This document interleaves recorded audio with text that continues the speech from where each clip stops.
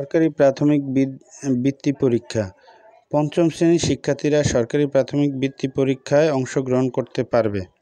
পরীক্ষা অনুষ্ঠিত হবে প্রতি বছরের ডিসেম্বর মাসের শেষ সপ্তাহে এবং বার্ষিক পরীক্ষার পর।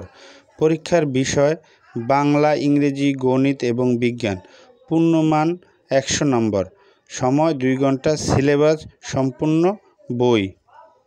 বৃত্তি পরীক্ষার মান বন্টন। বিষয় বাংলা, মোট 25 নম্বর। 2টি অনুচ্ছেদ থাকবে। এখান থেকে 8টি এমসিকিউর উত্তর দিতে হবে 8 নাম্বার। সম্পূর্ণ বই থেকে 60টি এমসিকিউর উত্তর দিতে হবে 7 নাম্বার। রচনামূলক একটি প্রশ্ন থাকবে 10 নাম্বার। এই মোট 25 নাম্বার বাংলা প্রশ্নের উত্তর দিতে হবে। বিষয় ইংরেজি, মোট 25 নাম্বার। সম্পূর্ণ বই থেকে 15টি এমসিকিউর উত্তর দিতে হবে 15 নাম্বার। প্যারাগ্রাফ থাকবে একটি 10 নাম্বার। এই মোট 25 নাম্বার উত্তর দিতে হবে ইংরেজিতে।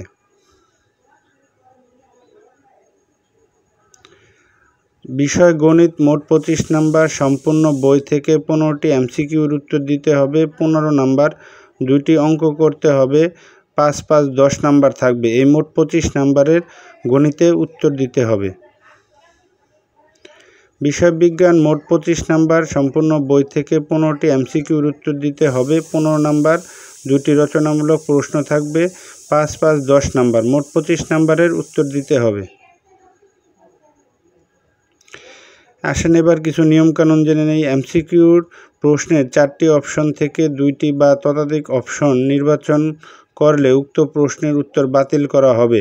একদিনের সরকারি প্রাথমিক বৃত্তি পরীক্ষা অনুষ্ঠিত হবে। পরীক্ষার আগে প্রবেশপত্র দেওয়া হবে। উক্ত প্রবেশপত্র পরীক্ষার কেন্দ্রে উল্লেখ থাকবে।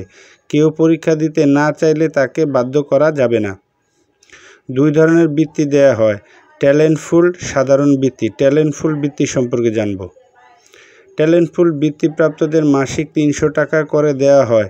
ট্যালেন্টফুল বৃত্তির ক্ষেত্রে উপজেলা ওয়ারি পরীক্ষা অংশগ্রহণকারী ছাত্রছাত্রীদের সংখ্যা ভিত্তিতে মোট 50% ছাত্র এবং 50% ছাত্রীর মধ্যে জেন্ডার ভিত্তিক মেধা অনুসারে দেয়া হয়।